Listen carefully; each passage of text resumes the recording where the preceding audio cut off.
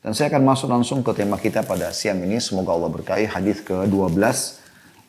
Dan hadis ini berbicara tentang karakter wanita yang ke-12, yaitu menyelamatkan diri dari api neraka ya. Tapi kita akan jelaskan panjang lebar apa sebab daripada penyampaian hadis ini. Kita dengar dulu hadisnya dari Usama bin Zaid radhiyallahu anhuma. Dia berkata, Rasulullah SAW bersabda, "Kumtu ala babil jannah, fakana ammatu man dakhalaha al-masakin, wa ashabul jaddi mahbusun, ghaira anna ashaban nari kad umira bihim ilan nar. Wa kumtu ala babin nari, fa idha ammatu man dakhalaha nisa." Aku berdiri, kata Nabi SAW, di depan pintu surga. Maka kebanyakan yang masuk ke dalamnya adalah orang-orang miskin. Dan orang-orang kaya tertahan dalam kurung karena lama dihisab. Tapi para penghuni neraka dari mereka telah diperintahkan untuk masuk ke dalam neraka. Dan aku berdiri di depan neraka. Ternyata kebanyakan yang masuk ke dalamnya adalah kaum wanita. Hadis diriwayatkan oleh Asy-Syaikhain, maksudnya Bukhari dan Muslim. Bukhari sebutkan di nomor 5196, Muslim nomor 2736. Tentu juga di sini disebutkan, Imam Ahmad juga menyebutkan di 5 halaman 205 sampai 209. Hadis ini juga diriwayatkan oleh Imam Ahmad di tempat yang lain, itu jilid 1 halaman 234 dari hadis Ibnu Abbas radhiyallahu anhum ajmain. Baik, seperti biasa teman-teman, saya akan coba bacakan apa yang ditulis oleh penulis dulu di sini. Penjelasannya kata beliau, pendek saja dijelaskan. Ibnu Hajar berkata rahimahullah dalam Fathul Bari, maksudnya syarah Sahih Bukhari, mengutip keterangan Imam Qurtubi rahimahullah, sungguhnya kaum wanita menjadi penghuni surga yang paling sedikit karena sangat mudah dikalahkan oleh hawa nafsu dan lebih condong terhadap gemerlapnya perhiasan dunia dan berpaling dari kehidupan akhirat disebabkan akal mereka yang kurang, dalam kurung lebih mengedepankan emosi dan perasaan dan cepat tertipu daya.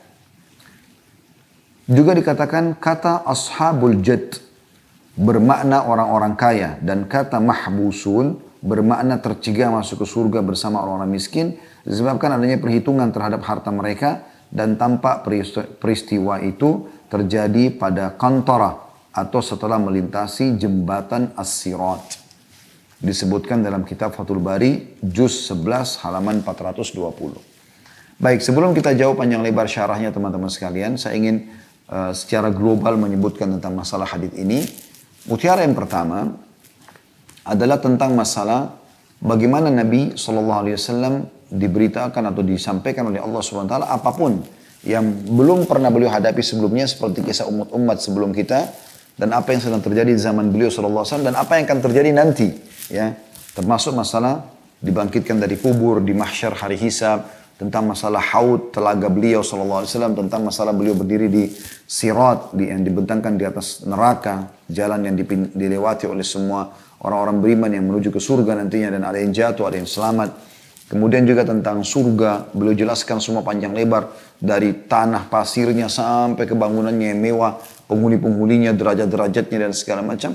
Begitu juga dengan neraka, beliau sudah panjang lebar jelaskan tentang jumlah pintunya, jenis-jenis siksaannya dan segala macam.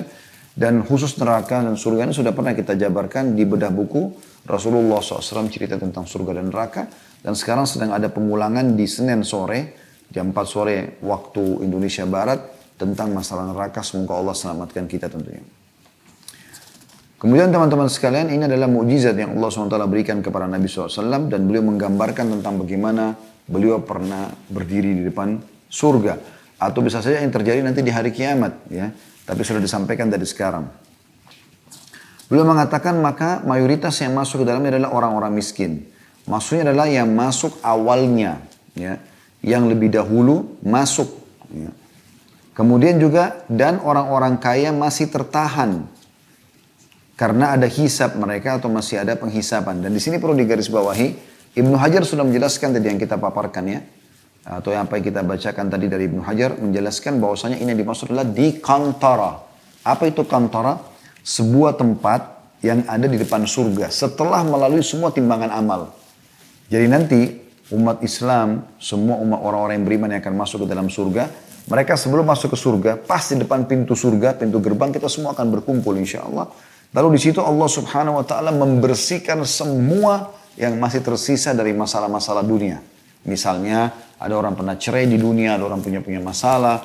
Allah hilangkan dulu semua itu, baru kemudian mereka masuk ke dalam surga. Nah, orang-orang miskin, mereka tidak punya banyak masalah di masalah hitungan uang, gitu kan? Kalau orang kaya punya, tentu masalah yang lain seperti misalnya punya masalah ribut, pernah gibah sama orang, pernah fitnah. Ini semua orang kaya miskin bisa lalui. Tapi khusus harta hanya ada pada orang kaya. Orang miskin tidak punya itu. Jadi semua apapun yang terjadi dalam kehidupan sehari bisa terjadi pada orang miskin dan orang kaya. Tapi khusus masalah harta, orang miskin tidak punya, orang kaya punya. Oleh karena itu orang kaya tertahan. Tapi bukan berarti orang kaya terlambat atau mendapatkan derajat yang lebih rendah daripada orang miskin. Bukan seperti itu ya. Dan di sini sekali lagi yang dimaksud adalah bagaimana mereka sudah ada di kantara. Jadi sudah pasti semuanya masuk ke dalam surga. Hanya orang miskin didahulukan. Karena orang-orang yang masih tertahan, ada mungkin pernah tertahan harta sama si fulan. Mungkin juga pada saat ditimbangan amal ada saling tuntut menuntut. Misal contoh, Muslim A sama Muslim B, dua-dua orang kaya, pernah menjadi partner bisnis. Kemudian pada saat mereka di dunia tentunya, pada saat mereka menuju ke akhirat, si A misalnya punya modal pernah ditaruh kepada si B tidak kembalikan, apakah itu dengan cara sengaja ataupun dia lupa. Kemudian di timbangan amal, ada yang tuntutlah. Misal 100 juta rupiah. Nilainya misalnya 100 pahala. Ini contoh saja. Contoh saja. Maka diambillah pahalanya si B 100 diberikan, atau senilai dengan 100 juta itu diberikan kepada si A.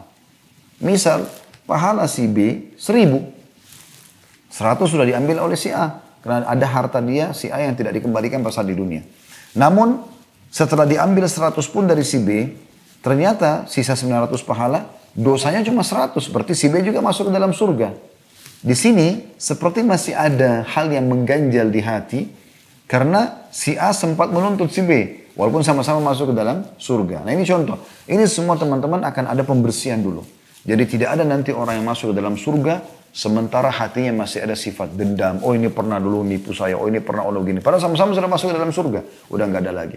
Termasuk suami istri yang bercerai, sudah nggak ada lagi. Ini nikah sama si fulan, kembali ini nikah sama si fulana, udah nggak ada lagi saling benci pada saat itu. Semuanya orang masuk ke dalam surga itu dalam kondisi hatinya bersih. Ya, kata Nabi SAW, sampai masuk ke dalam surga, maka wajahnya seperti Yusuf, tampannya luar biasa, hatinya seperti Ayub, luar biasa bersih, suci, gitu kan. Jadi nggak ada dendam, nggak ada penyesalan dan segala macam. Posturnya seperti Adam, 60 siku ke langit. Jadi yang dimaksud adalah kantara, ya. Jadi bukan dimaksud di sini adalah hisab yang awal, yang timbangan amal, bukan itu. Makanya Ibnu Hajar menekankan di sini adalah di kantara, di depan pintu surga. Orang semua yang neraka sudah masuk ke neraka, tinggal mereka saja yang mau masuk surga. Seperti orang yang lagi antri untuk masuk ke dalam surga. Orang-orang miskin sama orang kaya tadi saya bilang hampir sama, hal-hal yang lain selain daripada harta. Seperti misalnya ghibah, gunjing, dan fitnah dan segala macam. Bisa saja terjadi bagi orang kaya, orang miskin. Tapi orang kaya punya hal yang tidak dimiliki oleh orang miskin, yaitu hartanya. Makanya mereka masih menyelesaikan untuk saling membersihkan sehingga masuk surga sudah tidak ada lagi ya dendam dalam hati mereka. Jadi bukan sekali lagi timbangan amal yang menentukan masuk surga atau masuk neraka, karena mereka sudah pasti masuk ke dalam surga di kantara itu. Itu yang disebutkan oleh Ibnu Hajar tadi rahimahullah dalam Fathul Bari juz 11 halaman 420. Saya ulangi lagi, kata beliau, ya, dikatakan di sini bahwasanya ashabul jad atau bermakna orang-orang yang kaya, dan kata mahbusun artinya tercegah masuk dalam surga bersama orang-orang miskin disebabkan adalah perhitungan terhadap harta mereka, dan tampaknya peristiwa itu terjadi pada kantara dalam kurung setelah melintasi jembatan as-sirat. Jembatan sirat yang dibentangkan dari neraka itu setelah timbangan amal. Jadi tidak ada hubungannya lagi. Bukan berarti setelah orang kaya dihisab sini masuk neraka lagi. Nggak ada lagi. Mereka tinggal masuk ke dalam surga hanya karena pembersihan ya, hati dan sisa-sisa yang masih tadi saya kasih contoh mungkin di timbangan amal. Mereka sempat saling tuntut-menuntut itu saja. Jadi banyak orang salah paham dengan hadits ini. Mereka menganggap kalau begitu lebih baik jadi orang miskin saja. Ini keliru ini. Bukan begitu memahaminya. Di sini Allah SWT menyebutkan melalui lisan Nabi Muhammad SAW untuk memperlihatkan kalau orang miskin lebih mudah mereka masuk ke dalam surga dari kantoranya, bukan dari timbangan amalnya. Karena banyak juga orang miskin yang masuk ke dalam neraka. Banyak juga orang miskin yang masuk ke dalam neraka. Gitu kan? Berapa banyak pengikut-pengikut pemimpin yang zalim, ya, seperti pengikut wala Fir'aun, yang memang kufur kepada Nabi Musa, dari sana Nabi Musa AS. Mereka masuk neraka, mereka orang miskin. Banyak sekali pengikut kaum-kaum, pengikutnya kaum Lut, yang melakukan homoseksual, banyak orang miskin di antara mereka. ya, kaum Hud, ya, kaumnya kaum Ad, kaumnya Nabi Hud, kaum Samud, kaumnya Nabi Saleh. Banyak orang miskin di antara mereka, tapi kufur kepada Allah lalu masuk ke dalam neraka. Nah, jadi di sini hanya orang-orang beriman, miskin dan kaya yang pada saat mau masuk surga, mereka masih pembersihan dulu. Itu yang dimaksudkan. Sementara kalau kita lihat riwayat-riwayat yang lain, banyak menjelaskan tentang keutamaan orang yang memiliki harta.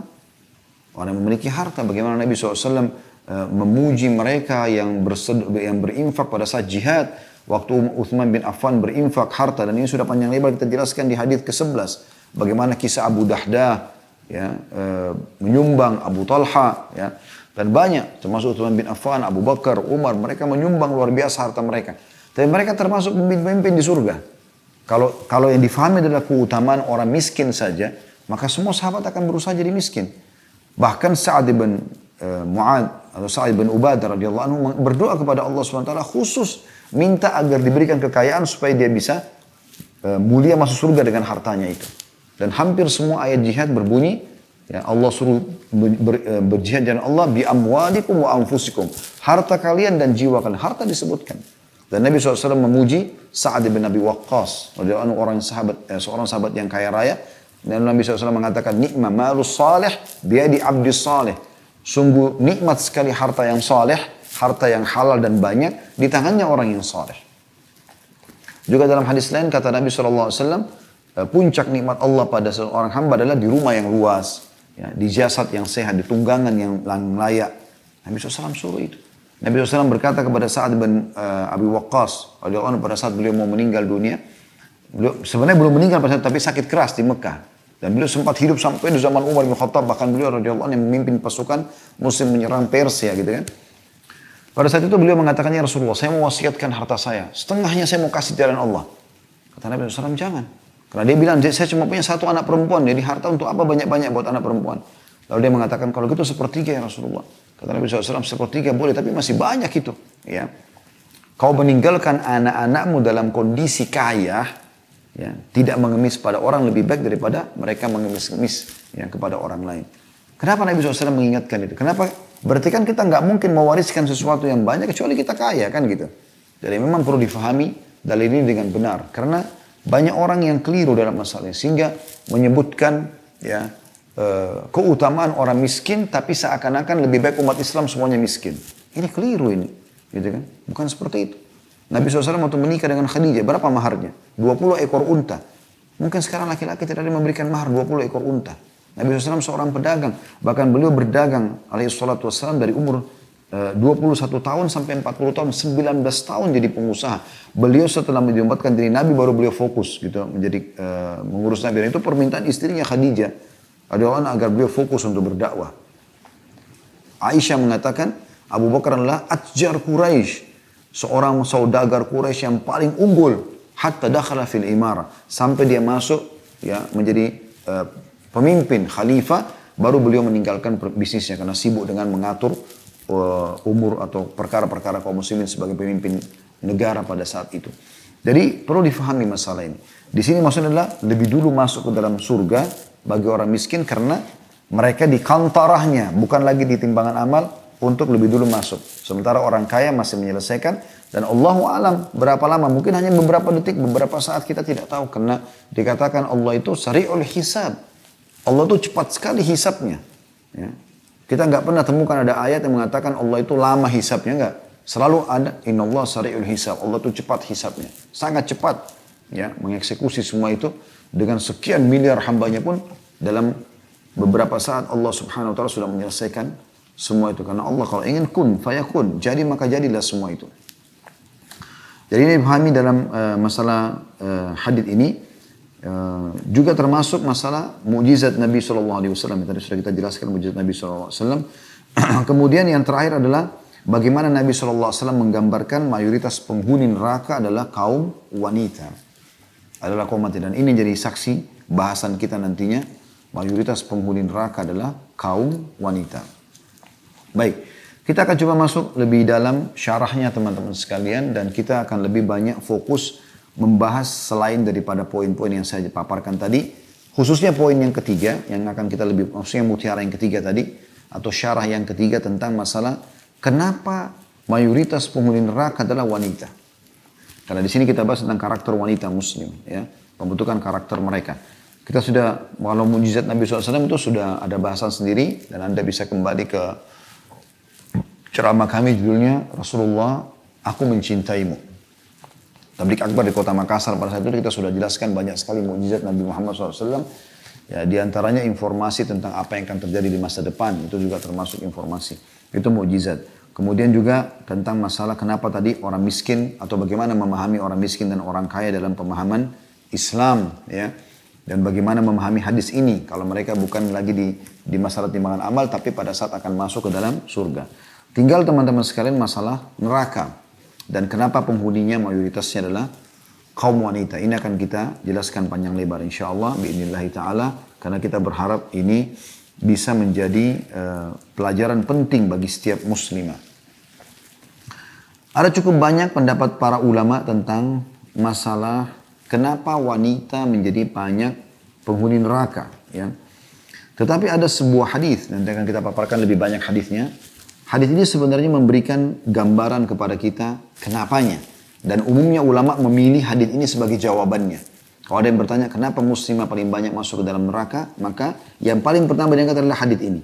Hadis riwayat Bukhari nomor 1052. Yang bunyinya dari Abdullah bin Abbas radhiyallahu anhu beliau berkata, Rasulullah SAW bersabda, Araitu nara falam ara manzaran kal yawmi qat afdha'a wa ra'aitu aktsara ahliha an-nisa. Artinya, aku diperlihatkan neraka dan aku tidak pernah melihat pemandangan seperti hari ini yang sangat mengerikan. Maksudnya Nabi SAW lagi di dunia, tapi Allah lihatkan neraka itu. Dan luar biasa Nabi melihatnya sangat seram. Ya. Gelap, panas, ya, dan segala macam ya, hiruk-piruknya neraka. Dan beliau mengatakan, dan aku diperlihatkan paling banyak penghuninya neraka adalah wanita. Qalu bima ya Rasulullah. Maka orang-orang pada bertanya, kenapa wahai Rasulullah? Kenapa mayoritas penghuninya neraka? Jadi ini jawabannya gitu kan. Salah satu jawabannya, nanti akan ada beberapa poin yang kita bisa sebutkan sebab kenapa mereka menjadi mayoritas penghuni neraka. Qala bikufrihinna. Kata Nabi SAW karena kekufuran mereka. Maka kila yakfurna billah. Maka para sahabat mengatakan, apakah para wanita kufur kepada Allah? Qala yakfurnal ashir wa yakfurnal ihsan. Bukan kata Nabi SAW. Tapi mereka kufur terhadap pasangannya, suaminya. Maksudnya adalah mengingkari kebaikannya. Lau ahsanta ila ihdahunna dahra kulluh atau kullahu thumma ra'at minka syai'an qalat ma ra'aitu minka khairan qat. Kata beliau, bukan karena kekufuran kepada Allah, tapi karena kufur kepada pasangan. Maksudnya adalah mengingkari kebaikan-kebaikannya. Lalu Nabi berikan contoh, ini bagi wanita ahli neraka. Tentu harapannya jangan muslimah, terutama yang mengikuti acara kita ini, melakukan ini. Kata Nabi SAW, jika Anda sebagai suami berbuat baik kepada salah seorang wanita sepanjang tahun, kemudian dia melihat Anda sedikit saja punya kejelekan di mata dia, maka dia akan mengatakan, saya tidak pernah melihat kebaikan sedikit pun darimu. Dan ini adalah hadis yang menjadi jawaban utama diangkat oleh para ulama kenapa wanita paling banyak menjadi penghuni neraka. Juga tentu ada hadis-hadis penguat yang lain, ya, yaitu hadis yang diriwayatkan oleh Bukhari juga nomor 304. Abu Sa'id al-Khudri radhiyallahu anhu berkata bahwasanya Rasulullah SAW pernah keluar waktu sholat Idul Adha atau Idul Fitri, salah satunya kata beliau.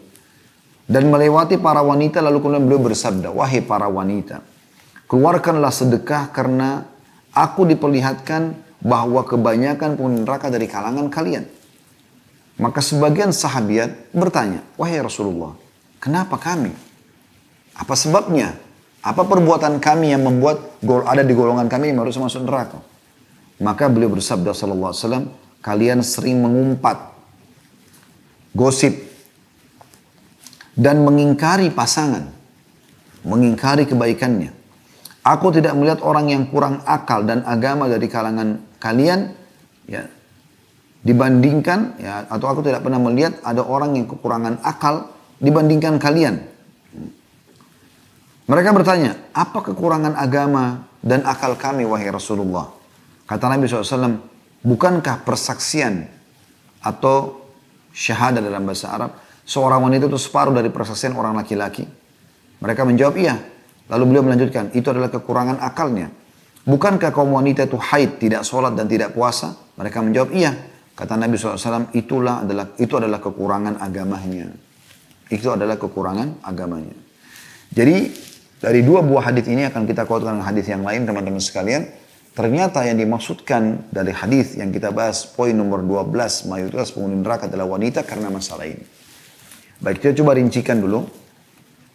Bagi wanita yang belum menikah, maka dia wajib bakti sama kedua orang tuanya dan walinya adalah ayahnya.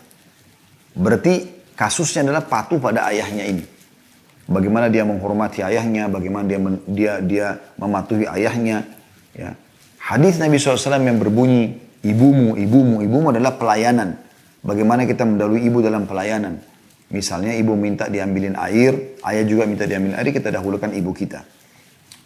Tapi dalam penisbatan nama, walaupun ayahnya kufur, walaupun ayahnya itu orang jahat, ya, tetap tidak boleh dihapus penisbatan nama. Walaupun ibu yang hamil 9 bulan, kemana-mana dibawa perutnya, ke kamar mandi, ke tempat tidur, susah payah, sebagai Allah gambarkan dalam Al-Quran, tetap nisbat nama kepada ayah. Begitu juga pernikahan seorang anak perempuan, walinya adalah ayahnya, walaupun ibunya setuju 1000 kali, kalau ayahnya tidak setuju, batal. Bahkan Imam Adz-Dzahabi rahimahullah mengangkat sebuah hadis dan beliau masukkan kategori dosa besar, sabda Nabi SAW, jangan kalian benci ayah kalian, karena siapa yang benci ayahnya, maka dia telah kufur. Ya. Jadi ini makna kufurnya adalah sama semakna sini bagi wanita yang belum menikah. Bagi wanita yang sudah menikah, maka kufur yang tadi Nabi SAW sebutkan, ya, seperti tadi membenci, ya, tidak patuh, itu pindah pada suami. Pindah pada suami. Ya. Jadi setelah menikah, bagi wanita, wahai muslimah, dengarkan baik-baik. Suamimu adalah pintu surgamu. Tidak ada pintu surga yang luar biasa mudahnya dibandingkan suami. Oleh karena itu syaitan akan merusak, ya, akhlak seorang muslimah, karakternya di muamalah dengan suaminya. Ini nomor 1, ya, bagi seorang muslimah. Begitu Anda sudah menerima pernikahan seseorang, wali Anda sudah mengatakan, ya, saya nikahkan kamu sama anak perempuan saya, dan si laki-laki sudah mengatakan saya terima nikahnya, sah secara syar'i, maka semua ketundukan Anda, kehormatan Anda pindah kepada suami. Gak boleh keluar rumah tanpa izin suami, ya. Tidak boleh masukkan siapapun ke rumah tanpa izin suami. Tidak boleh membuatnya marah. Ya. Gak boleh merusak keridoannya. Ini semua sabda-sabda Nabi SAW. Bukan saya bicara karena saya seorang laki-laki. Tapi Anda sebagai seorang muslimah wajib memahami masalah itu. Kata Nabi SAW dalam hadis sahih. Tidak ada seorang istri pun yang membuat suaminya marahin. Kecuali yang di langit, Allah akan marah padanya sampai dia buat suaminya ridho. Bagaimana bisa Anda merasa tenang, ya, kalau membaca hadis ini dan Anda mengatakan tidak masalah membuat suami marah, biarin aja dia marah, cuek, tinggalin kamarnya, tidak mau layani makannya, tidak mau layani biologisnya, sedikit-sedikit marah pulang ke rumah, sedikit-sedikit minta cerai. Ini semua jauh dari karakter seorang muslimah. Demi Allah teman-teman, ini perusakan dari syaitan. Seorang wanita muslimah akan selalu merendah depan suaminya, akan selalu berterima kasih, akan selalu hidupnya apa yang harus didahulukan suaminya, makan kah, minum kah, tidur kah, menawarkan dirinya, menemaninya pada saat mau keluar, semuanya hidupnya untuk suaminya. Sampai Allah Subhanahu wa taala menjadikan ibadahnya di rumahnya lebih afdal daripada di luar rumahnya. Khusus untuk mengurus rumah suaminya, anak-anak suaminya, melambutnya pada saat pulang. Hidupnya untuk laki-laki ini, ya. Jadi saya sarankan setiap muslimah pada saat Anda sudah menikah, maka kemas baik-baik suami Anda itu. Tidak usah lihat paras wajahnya, tidak usah lihat lagi fisiknya, tidak usah lihat lagi jabatannya, hartanya. Dia adalah kunci surgamu, wahai muslimah. Dia adalah kunci surgamu. Tidak ada yang lain. Ini luar biasa ini. Bagaimana Allah SWT menggantungkan itu bagi setiap muslim. Dan sebaliknya, kufur terhadap suami, kebaikan suami akan menjadi penyebab masuk ke neraka. Ini hati-hati. Dan kita lihat di sini teman-teman bagaimana akhlaknya para sahabiat Nabi. Mereka bukan ngambek pada Nabi SAW karena Nabi sampaikan yang paling banyak penghuni neraka di antara kalian. Mereka langsung menerima itu. Dan mereka menanyakan kira-kira apa sebabnya. Kenapa para sahabat bertanya dalam hadis ini? Sebabnya, karena mereka tidak mau termasuk itu. Anda pun pada siang ini belajar melalui kami. Dan kami sampaikan agar Anda terhindar dari ancaman ini teman-teman sekalian. Hati-hati sekali. Ya. Jangan mudah sedikit-sedikit ngambek, sedikit-sedikit minta cerai, sedikit-sedikit buang muka dari suami. Haram dalam Islam, tidak boleh. Ya. Jadi ini perlu digarisbawahi tentunya. Bagaimana para sahabat ini mengatakan, ya Rasulullah, kenapa kami? Kata Nabi SAW, karena kalian banyak mengumpat, suka gosip.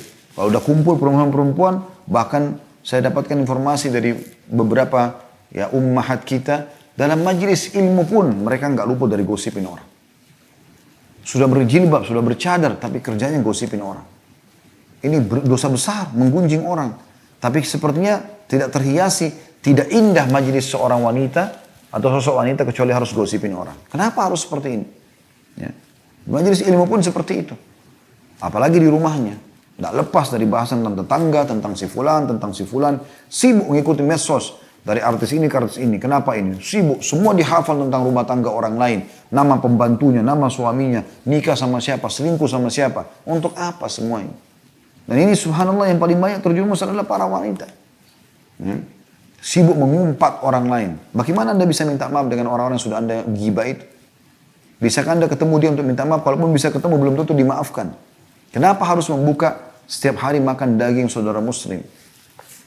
Dan yang kedua tadi sini dalam hadis yang kedua disebutkan tentang masalah kufur terhadap suami. Semua kebaikan suami bisa hilang. Sampai Nabi SAW kasih gambaran dalam hadis. Kalau kamu hai suami berbuat baik 1 tahun 365 hari. Tiap hari makan, minum, tidur. Semua diberikan kebutuhan oleh suaminya. Biologisnya terpenuhi. Segala macam hal. Bahkan mungkin banyak suami Masya Allah. Keluarganya istri minta tolong dibantu segala macam. La haula wa la quwata illa billah. Mungkin hari pertama di tahun kedua ada satu yang hal dia mungkin dia pesan sesuatu suaminya lupa, mungkin ada sesuatu yang membuat dia kecewa, sudah cukup membuat dia melupakan, mengatakan saya tidak pernah lihat kebaikan dari kamu selamanya. Dan ini yang membuat mereka dicap menjadi ahli neraka. Teman-teman sekalian, tidak usah ambil tugas malaikat. Banyak di antara muslim sibuk dengan itu. Sibuk bagaimana mengawasi suaminya lagi buat apa, lagi kerja sama siapa, lagi jalan sama siapa. Ada malaikat, ada Tuhannya Allah subhanahu wa ta'ala. Dalam Islam, kita dianjurkan untuk menghakimi sesuatu yang secara zahir, yang kelihatan. Ya kan gitu. Saya membahasakan pada istri saya tidak akan menghabiskan waktu untuk mengurus semua apa yang berhubungan dengan kamu. Nggak mungkin saya habisin waktu. Saya juga punya waktu untuk berdakwah, untuk berbisnis, untuk melakukan amal-amal kebaikan yang lain. Yang nyata depan mata salah saya akan ingatkan. Yang tidak nyata saya tidak akan korek-korek. Itu tugas. Kamu punya Tuhan Allah SWT. Kamu punya malaikat yang mendampingi kamu untuk mencatat amal-amal tersebut. Maka harus bertakwa kepada Allah Subhanahu Wa Taala. Ya. Itu saya sebagai suami punya tanggung jawab. Saya bisa meriksa handphonenya. Saya bisa lakukan karena saya suami akan diminta tanggung jawab oleh Allah SWT.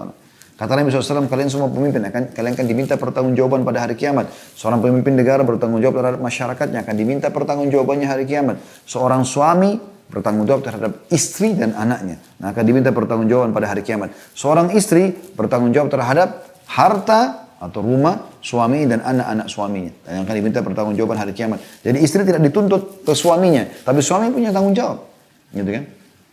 Bagaimana Anda seorang istri tidak punya kewajiban untuk itu, tapi sibuk. Suami masuk kamar mandi, sibuk periksa handphone, ngomong sama siapa. Sibuk dengan alamnya, su'udhan sana sini, sangka sana sini. Kalau Anda mau tidak ada masalah, nikah sama laki-laki yang soleh dari awal. Ya memang hidupnya baik. Kalau Anda dasarnya nikah sama playboy, ya wajar Anda dapat banyak perselingkuhan. Itu salah Anda kenapa melangkah seperti itu. Laki-laki mukmin yang kenal Tuhannya, yang kalau azan ke masjid, sholat, mereka puasa, mereka ibadah, mereka sedekah, mereka takut kepada Tuhannya. Tidak ada perlu dikhawatirkan. Dia bukan takut pada Anda, dia takut sama Tuhannya. Dan mencari laki-laki muslim yang baik seperti ini di masjid. Bukan di diskotik, bukan di karaoke. Oh ini orang baik, ini senyum, ini ramah. Cukup dianggap orang soleh. Nggak ada soleh di diskotik itu, di bar. Bagaimana caranya? Akhirnya berjalan rumah tangganya, ribut, selalu bertengkar. Karena dianggap ini laki-laki tidak baik. Tentu tidak baik. Anda dapat dari sumber mana? Tapi kalau laki-laki yang ngajar di pesantren, orang soleh, imam masjid, banyak muadzin, banyak orang-orang soleh. Bahkan Allah mengatakan, walaupun mereka miskin, Allah bisa kayakan. Tapi banyak orang tidak paham masalah ini. Sibuk. Selalu nonton dari sinetron ini ke sinetron ini. Akhirnya lihatlah, banggalah dengan laki-laki orang non-muslim dari negara ini, dari negara itu. Akhirnya berharap begitu ada penampilan seperti itu, maka dia juga berharap. Ini keliru ini semua. Bukan begitu cara memilih pasangan. Makanya Nabi SAW ingatkan, idza ja'akum man tardawna dina wa khuluquhu fazawwiju. Kalau datang kepada kalian yang kalian ridho agama dan akhlaknya, nikahkan dia. Karena itu yang terbaik. Bukan kaya, bukan tampannya, tapi agama dan akhlaknya. Kalau tidak, kata Nabi SAW, illam taf'alu takun fitnatu fil ardi wa fasadun kabir. Kalau kalian tidak lakukan, maka akan terjadi fitnah besar dan kerusakan di muka bumi. Karena orang akan rusak rumah tangganya, akan ribut karena hanya memilih harta dan juga postur tubuh. Kalau ada yang bergabung, alhamdulillah, seorang tampan, seorang kaya, seorang soleh, alhamdulillah. Tapi kalau tidak, maka yang didahulukan adalah masalah agama ini. Lalu Nabi SAW menjelaskan juga di sini, ya, karena kalian juga, kata Nabi SAW di sini, memiliki kekurangan agama dan kekurangan akal. Kekurangan akal maksudnya adalah wanita seringkali buru-buru mendahulukan akal, perasaannya daripada akalnya. Sehingga kalau dia mau sesuatu, dia harus mendahulukan perasaannya. Pokoknya bagaimana mendapatkan walaupun harus, ya, resikonya besar. Ribut sama suami, ceraikan saya, tinggalkan rumah. Padahal ini efeknya bahaya. Tinggalin rumah, berarti nggak ada lagi suaminya, nggak ada kebutuhan biologisnya, nggak ada lagi pendamping hidupnya. Ya, anak-anak akan terbengkalai. Tapi pikiran pendek. Pikiran dia yang penting sekarang saya harus jalan. Menunjukkan kemahebatannya untuk bisa tinggalkan rumah. Ini salah. Meninggalkan ranjang suami saja, kata Nabi SAW. Istri manapun yang meninggalkan ranjang suaminya akan dilaknat oleh Allah sampai pagi. Dilaknat oleh malaikat sampai pagi. Laknat ini maksudnya minta agar diangkat berkah hidupnya. Biar ibu tidur di kamar mewah, di sebelah kamar suami, pakai AC segala macam, marmer lantainya, ranjangnya mahal, nggak bisa tidur. Mungkin teman-teman yang pernah melakukan ini akan menyadari masalah itu. Nggak bisa tidur karena itu dilaknat, diangkat berkah hidupnya. Kalau ridhonya suami, walaupun subhanallah banyak orang-orang kita yang miskin, hidup mungkin cuma di kos-kosan, ranjang cuma satu, bahkan tidak ranjang, cuma kasur, mungkin cuma pakai kipas angin, kepanasan, tapi karena ridho suami ada, tenang tuh hidupnya, mereka tentram. Berapa banyak orang miskin begitu bahagia, ya. Dan saya sarankan teman-teman sekalian, semua muslimah yang selalu menemukan hatinya tidak tenang, selalu ada kesedihan, masalah tidak berhenti. Kalau Anda sudah punya suami, minta keridhaan suami. Minta keridhaan suami, karena ridho suami ini kunci segalanya bagi setiap muslimah. Nabi SAW ingatkan itu, dan buktinya Allah sebagai pencipta lebih mengetahui wanita. Allah mengatakan, bukankah persaksian kalian harus 2 orang baru sama dengan 1 laki-laki? Karena biasa sering lupa, ya kan? Maka para sahabat mengatakan iya. Lalu yang kurang agamanya apa ya Rasulullah? Kata Nabi SAW, bukankah kalian punya haid? Jadi kalau haid berarti tidak sholat kan? Kata mereka iya. Kata Nabi SAW itu kekurangan agama. Gitu kan? Jadi jelas sekali bagaimana penyampaian Nabi alaihi salatu wassalam. Riwayat yang lain, riwayat Imam Muslim nomor 885. Dari Jabir bin Abdullah radhiyallahu anhuma, dia dan ayahnya sahabat, dia mengatakan saya menyaksikan sholat id bersama Rasulullah SAW. Boleh memulai dengan sholat sebelum khutbah tanpa azan dan iqamah. Kemudian berdiri bersandar kepada Bilal dan memerintahkan untuk bertakwa kepada Allah dan menganjurkan kepada ketaatan kepada Allah dan menasihati manusia serta mengingatkannya. Kemudian beliau berjalan mendatangi para wanita secara khusus dan memberikan nasihat kepada mereka dan mengingatkan sambil beliau bersabda, bersedekahlah para wanita karena kebanyakan dari kalian itu menjadi bara api neraka jahanam. Maka ada wanita bangsawan dan kedua pipinya berwarna merah berdiri bertanya, kenapa wahai Rasulullah? Beliau menjawab, karena kamu semua seringkali mengadu dan mengkufuri suami. Gosipin suami ini nomor 1. Bahan keburukan yang disampaikan semua pada teman-temannya. Pada kerabatnya. Ya, banyak terjadi seperti itu ya. Berkata Jabir, maka para wanita memulai bersedekah dan melemparkan gelang, giwang dan juga cincin ke pakaian Bilal. Ya. Dan ini teman-teman sekalian, disebutkan oleh para ulama, dalil yang sangat jelas bagaimana Nabi SAW peduli dan menyampaikan kepada para wanita agar hati-hati terhadap kufur ya kepada suami. Dan ini penting sekali teman-teman sekalian, yang harus digarisbawahi luar biasa bagaimana bahayanya seorang muslimah yang kufur kepada suaminya. Ini hal yang mungkin banyak dilalaikan oleh banyak muslimah. Saya ingin berbagi, dan ini sudah pernah saya sampaikan kalau di awal-awal materi kita dulu. Sebelum membedah buku ini kita sempat membedah juga 70 kekeliruan wanita. Di antaranya itu merusak hubungan baik dengan suami ya. Kalau Anda masih ingat, saya ingatkan kembali. Sekarang kita bicara secara umum. Mayoritasnya wanita lah ya. Mereka kan kalau setelah nikah dibiayai oleh suaminya. Bahkan suami wajib menafkahinya. Kata Nabi SAW, kafa lil mar'i ithman an yutayyi'a ma yaqutu. Sungguh sangat berat dosanya orang yang membengkalikan apa yang telah wajib dia nafkahi, maksudnya suami terhadap istri dan anaknya. Jadi Anda wajib diberikan nafkah, makanan, minuman, pakaian, tempat tinggal, transportasi, semua suami yang biayai semampu dia tentunya. Baik, sekarang ibu-ibu, kalau Anda misalnya jalan, ini sebuah jalan, kemudian Anda temukan pada saat itu hujan lebat, terjadi hujan lebat. Anda kehujanan sekarang. Lalu kemudian pada saat Anda lagi kehujanan, ada seseorang yang Anda kebetulan lewat depan rumahnya, memberikan isyarat, "Bu, masuk sini, Bu. Silakan berlindung." Lalu ibu buru-buru masuk karena diberikan izin, ibu masuk lalu ibu berdiri di terasnya. Hanya untuk supaya tidak kena hujan dan menunggu sampai hujan reda. Sekarang kalau misalnya ibu tunggu reda hujan, kemudian ibu pergi habis itu. Kira-kira ibu pada saat setiap lewat di rumah, depan rumah itu, ibu mengenang nggak kebaikan orang? Banyak orang yang saya tanya, termasuk saya pernah tanya kepada istri saya pun, jawabannya tentu saja. Karena orang itu sudah baik, ya minimal membuat tidak kena hujan pada saat itu. Maka mungkin setiap kali lewat ibu akan mengatakan, "Oh, ini rumah ini dulu yang pernah saya berenang hujan." Mungkin akan terus terulang-ulang penyampaian itu. Baik, bagaimana kalau yang punya rumah, misalnya memberikan Anda minuman teh hangat, pisang goreng, mengajak ngobrol dan segala macam. Anggaplah wanita dengan wanita misalnya. Maka tentu Anda akan selalu mengenang lebih jauh lagi karena Anda, oh saya pernah dikasih makanan, mungkin Anda pulang ke rumah Anda kirimkan makanan, mungkin terjadi persahabatan dengan dia, kan begitu. Ini rasional aja teman-teman sekalian. Ibu-ibu tolong perhatikan baik-baik. Bagaimana dengan suami yang sudah sekian tahun ibu setiap lapar tinggal makan, setiap haus tinggal minum. Berapa kali musim hujan berlalu di negara kita ini sampai 3 bulan, 4 bulan biasanya di Oktober, November, Desember, ya. Ini semua yang akhirnya berbiasanya musim hujan ya gitu. Sampai sekarang pun Februari masih sering terjadi hujan. Yang ibu tidak kena hujan. Ya. Tidak basah, rumahnya nyaman. Mau makan tinggal masuk dapur, kulkas semuanya penuh. Mau minum ada, pembantu ada, supir ada, mobil ada.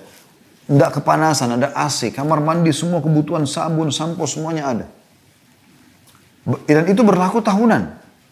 Ada yang sampai 3 tahun, 4 tahun, 5 tahun, 10 tahun, 15 tahun, 20 tahun. Subhanallah, kita temukan kadang-kadang dengan kecewa sedikit sama suaminya, langsung. Seakan-akan semua itu dilupakan. Seakan-akan itu terserah, itu kan kewajiban kamu. Dengan tidak sopan santun. Berapa banyak muslimah yang tidak bertakwa pada Allah Subhanahu Wa Taala. Suaminya bekerja, setengah mati dalam 1 bulan, 30 hari banting tulang. Cari rafkah, hanya untuk membiayai dia. Dan kami kaum laki-laki ini subhanallah, mungkin saya sama teman-teman laki-laki sepakat. Kami kalau bekerja, dan saya pun melakukan itu, kita bekerja misalnya, sudah ngumpulin harta dan kita tahu misalnya kebutuhan rumah tangga berapa, misalnya yang dibutuhan sekian. Lalu kita memberikan kepada istri misalnya, lalu kemudian istri sama anak. Subhanallah, kita yang bekerja, mereka yang menghabiskan. Tapi pada saat kita melihat istri sedang makan, memakai pakaian, habis mandi, memakai fasilitas kamar mandi, tidak kepanasan di rumah, anak-anak juga begitu, ada kepuasan tersendiri. Kita semangat lagi untuk bekerja. Begitu luar biasa perjuangan seorang laki-laki. Tapi kenapa ini semua dilawan dengan kekufuran? Dengan sedikit kecewa sudah semuanya hilang. Kenang kebaikan orang. Itu yang syariat perintahkan. Dan kalau Anda bertolak belakang dengan ini, maka secara otomatis ya Anda akan dihukum oleh Allah Subhanahu Wa Taala sebagaimana dikatakan sini, termasuk menghuni neraka, gitu kan? Kalau Anda mengatakan, lalu bagaimana kalau suaminya yang jahat? Nah, itu kita bahas materi yang berbeda. Kenapa Anda nikah sama laki-laki jahat? Agama sudah suruh menikah sama laki-laki baik. Kalau masalahnya adalah masalah teknis misalnya Anda biasa rapi, suami tidak rapi. Anda berharap setiap habis mandi handuk sudah digantung, tapi suami taruh geletakin misalnya di atas ranjang. Dia taruh sepatu sembarangan kalau datang. Masalah teknis, lupa, kadang-kadang masuk rumah lupa cuci tangan. Mau mendekat sama Anda, dia belum mandi. Teknis. Semua itu teknis lapangan. Orang terbiasa dengan 20-30 tahun dengan sesuatu. Ajarin, ajak dia. Supaya sama-sama rangkul dia dengan baik-baik. Ya. Puji dia. Bahkan boleh berbohong dalam memuji pasangan. Anda bisa mengatakan, Masya Allah, belum mandi ya sudah ganteng. Bagaimana kalau sudah mandi? Mungkin dengan itu dia pergi mandi. Gitu kan? Tidak perlu Anda menghinanya dan segala macam. Karena dia juga punya tugas dari luar, capek, cari nafkah dan segala macam. Kan gitu. Jadi bisa dengan cara-cara, tapi kalau memang sudah sampai pada tingkat kejahatan, misalnya mabuk-mabukan, tidak sholat, ya, diingatkan tidak mau dengar, ini Syekh Utsaimin pun sudah mengeluarkan fatwa. Boleh seorang muslimah mengajukan khulu, perceraian. Jangan Anda bertahan dengan laki-laki yang tidak mau baik. Karena Anda disuruh patuh. Kan? Sulit mempertemukan antara kepatuhan dengan laki-laki yang rusak, kan begitu. Susah. Nggak mungkin. Tapi Anda boleh mendakwahinya, menyampaikan, bersabar, mendoakan dulu. Kemudian setelah itu kalau tidak bisa lagi baru Anda pisah. Tapi Anda minta cerai dari laki-laki mukmin, laki-laki soleh, hanya karena Anda kecewa, hanya karena Anda curiga, hanya karena prasangka buruk dan segala macam. Ini nggak boleh. Ya. Kemudian teman-teman sekalian, ada beberapa poin juga dijelaskan oleh sebagian ulama. Ya.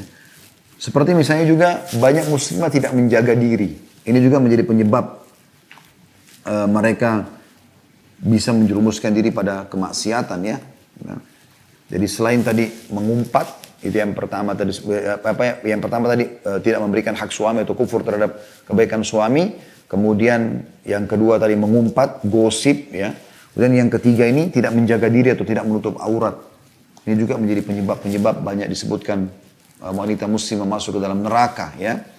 Karena subhanallah beda antara laki-laki sama perempuan. Kalau perempuan itu sudah tampil dengan kecantikannya, dengan seksinya, dengan segala macam istilah-istilah ini, memamer aurat di luar sana, subhanallah ini lebih mudah perzinahan tersebar dibandingkan kalau laki-laki. Kalau kapan perempuan tidak mau, tidak terjadi perzinahan itu. Sulit sekali, kecuali dengan cara memerkosa, mungkin itu. Tapi kalau sudah wanita yang mau, walaupun wanita itu jelek, bisa saja terjadi. Ya. Makanya Nabi SAW mengatakan wanita itu keluar, ya, diikuti oleh syaitan. Syaitan, dalam hadis dikatakan, istashrafah syaitan. Istishraf itu diberikan gambaran oleh sebagian ulama hadis seperti orang kalau lihat benda jauh, kemudian dia letakkan jari-jari telapak tangannya di atas keningnya untuk bisa melihat. Maka syaitan melakukan itu kalau wanita sedang keluar dari rumahnya. Syaitan memang menggudahnya ini. Ya. Oleh karena itu harus hati-hati dan Allah SWT larang untuk memamerkan aurat. Ya. Nah, ini menjadi penyebab banyak sekali pelanggaran-pelanggaran. Makanya Anda lihat kasus perzinahan dari mana? Pelacur-pelacur kan. Ya. Jarang ada laki-laki yang menjadi pelacur. Ada di beberapa negara, tapi jarang. Umumnya semua wanita. Jadi dikatakan wanita penghibur. Ya, wanita pelacur. Karena mereka ini. Ya, itu termasuk hal yang kelihatan ya. Yang nampak gitu ya. Kemudian teman-teman sekalian. Juga seringnya meminta cerai dari suami. Ini dibahas bab khusus sama para ulama. Ya. Tadi ada dalil yang belum saya sampaikan yang bunyinya ayyu mamra'atin sa'alat zawjaha talakan fi ghairi ba'sin fi ghairi ma ba'sin fa haramun 'alaihi raihatul jannah. Ya. Istri manapun yang meminta ya, cerai dari suaminya tanpa ada udzur, maka haram baginya mencium bau surga. Ya.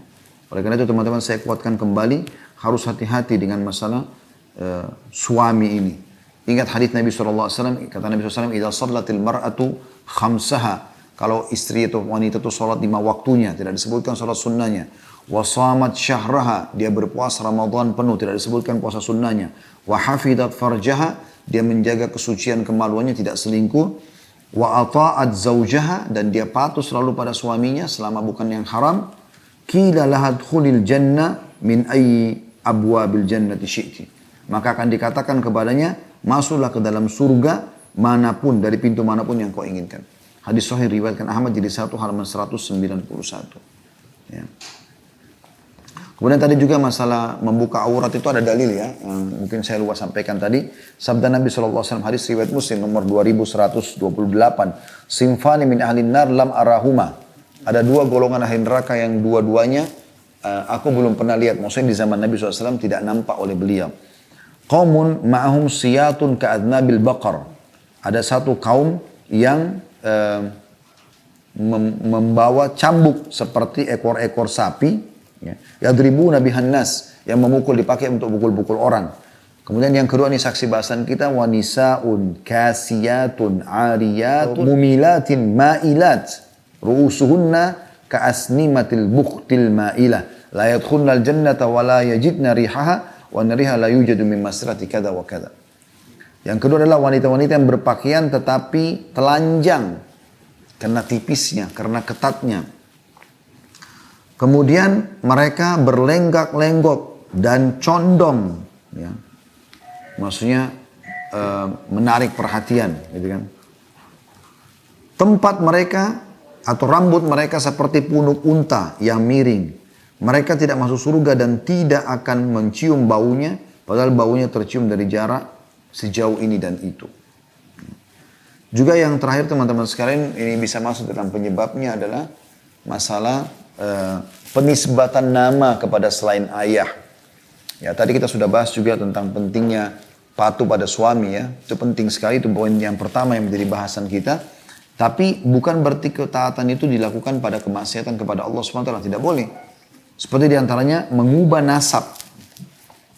Jadi ada orang banyak setelah menikah sama seorang laki-laki, dia mencintainya, mencintai suaminya, lalu dia hapus nasab ayahnya. Ini nggak boleh. Diriwayatkan oleh Imam Ahmad, disebutkan, hadis ini hadis sahih tentunya. Kata Nabi SAW, "Man idda'a ila ghairi abihi lam yarih raihatal jannah." Siapa yang menisbatkan nama kepada selain ayahnya, maka tidak akan mencium bau surga. Wa nariha la yujadu min qadri 70 ama atau masirati 70 ama. Dan surga dapat dicium dari jarak 70 tahun. Qala wa man kadzaba alayya muta'ammidan falyatabawa maq'adahu minan nar. Dan siapa yang berbohong atas namaku secara sengaja, maka dia akan pilih tempatnya di dalam api neraka. Di dalam api neraka. Jadi jelas sekali teman-teman sekalian, tidak boleh mengubah nasab. Ya, saya temukan di Indonesia ada kasus malah dia sempat sampai mengganti akte lahirnya, gitu kan, ke suaminya, dan dia hapus nasab ayahnya. Tidak boleh. Ya, jadi walaupun ayah kita orang kafir, tetap juga tidak boleh kita menghapus nasabnya. Tapi saksi bahasan kita teman-teman adalah yang paling utama tentang muamalah dengan suami. Mulai sekarang lihat suami adalah figur yang betul-betul Allah datangkan di depan hidup, di dalam hidup Anda, untuk Anda masuk ke dalam surga melalui dia. Cukup berbakti semasa dia hidup. Bersabar terhadap cobaan-cobaannya. Ya. Anda berdoa kepada Allah SWT supaya Anda bisa meraih ridho Allah SWT melalui suami tadi.